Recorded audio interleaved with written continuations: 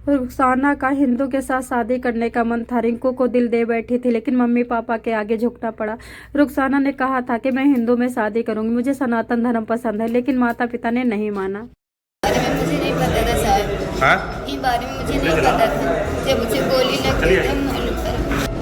उत्तर प्रदेश के बस्ती जिले के रुखसाना की शादी होती है परसराम गांव के अनीस से। अनीस मुंबई में वो उसका जेसीबी चलाता है और वहां से खूब अच्छे से पैसे कमाता है, कम से कम 50 से 60 हजार। लेकिन रुखसाना दिल दे बैठी थी रिंकू को, रिंकू की दीवानी थी। 5 साल से रिंकू को संबंध बना करके रिंकू के साथ अपने को सौंप चुकी थी। लेकिन दोस्तों होता क्या है, रुखसाना के मम्मी पापा ने रुखसाना की किसी भी बात को तवज्जो ना देकर के अनीस से शादी करते हैं, जबकि रुखसाना को हिंदू धर्म में आना पसंद था। परसराम गांव से जब बारात लेकर के 13 नवंबर को अनीस जाता है और अपनी दुल्हन को निकाह करा के विदा करा के लाता है, उसके 3 दिन बाद क्या होता है, इसको अनीस को फोन करता है कोई अज्ञात व्यक्ति और बोलता है हम तुम्हारी ससुराल से आए हैं, प्लीज आप यहाँ पर स्कूल के पास आइए और हमें रास्ता बता दीजिए, मुझे फलानी जगह जाना है। इस तरह का सारा रास्ता पूछ करके ये सारी जानकारी रिंकू को उसकी प्रेमिका पूर्व प्रेमिका रुखसाना दे रही थी, अपने पति के घर में रहते हुए।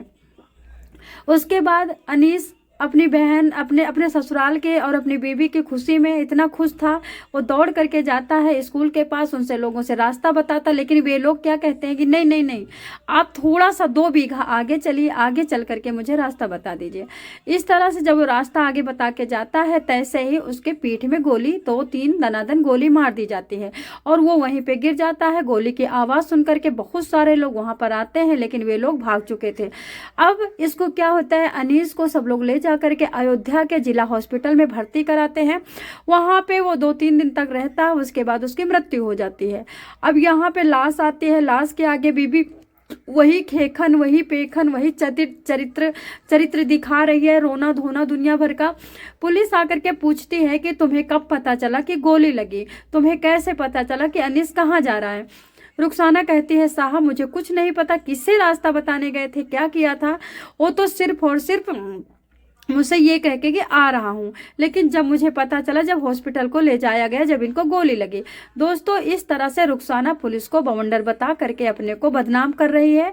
इस तरह की औरतों का क्या होना चाहिए, क्योंकि भारत के कानून में कहीं ऐसा कुछ नहीं लिखा है कि इस तरह की औरतों को कोई भी सजा मिलनी चाहिए। आपने मुस्कान को देखा, जेल में बच्चा पैदा कर रही है, बच्चे को श्री कृष्ण भगवान मान रही है, जेल में बहुत सारे जेल के अधीक्षक तक उसके भाई बने हुए हैं और मुस्कान अच्छी तरह से पनीर बर्गर खा रही है।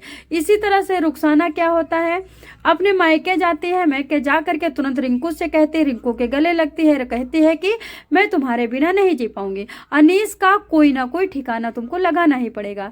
अब रिंकू भावुक हो जाता है, रोने धोने लगता है। रिंकू भी जान जाता है कि ये जो रुखसाना है हमारे बिना नहीं जी पाएगी, अब इनका बचपना समझ लो, नहीं तो रिंकू जैसे सनातनियों को, जो हिंदू धर्म है, उनको रुखसाना जैसी गाय भैंस खाने वाली औरत को लाने की क्या जरूरत है। लेकिन कहते नहीं है कि जवानी में सब कुछ जायज है, जवानी में अंधा इंसान हो जाता है, पागल दिमाग शून्य हो जाता है।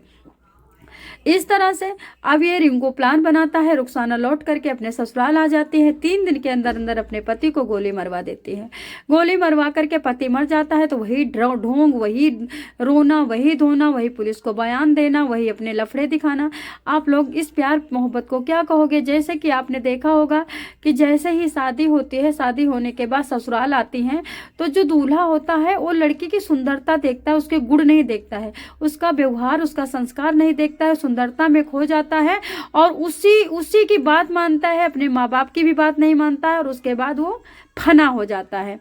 अभी बेचारा अनीस मुंबई में रह करके एक जेसीबी का ऑपरेटर था, इससे दुनियादारी का नहीं पता था। एक आपको पता है ड्राइवर थोड़ी से सनकी टाइप के होते हैं, उससे मतलब टाइम भी नहीं था कि ये जैसे मुस्कान जैसे केस देखे, उस पर तहकीकात करे। अभी एमपी से एक आर्मी ऑफिसर का स्टेटमेंट आया है कि हमारी बेबी बार बार हमें बुला रही है, मैं नहीं जा रही हूँ, क्योंकि क्योंकि मेरी बीबी ने कहा था कि तुम मुझे पसंद नहीं हो। मेरी बीबी का चक्कर मेरे जीजा से है और मैं नहीं जा रहा हूँ, क्योंकि मुझे पता है सोनम रघुवंशी अपने राजा रघुवंशी को पहले तो कुछ नहीं बोली, कभी प्यार नहीं किया, लेकिन बाद में बाबू सोना करके लेके चली गई और वहां पे मरवा दिया। इसी तरह मेरी बीबी पहले तो लड़ाई कर रही थी, अब बाबू सोना कह रही मैं नहीं जाऊंगा, मेरी बीबी से मुझे बचा लो, अब मैं नहीं जा रहा हूँ बीबी के पास, तो धमकी दे रही कि तुम्हारा हाल बहुत बुरा करूंगा।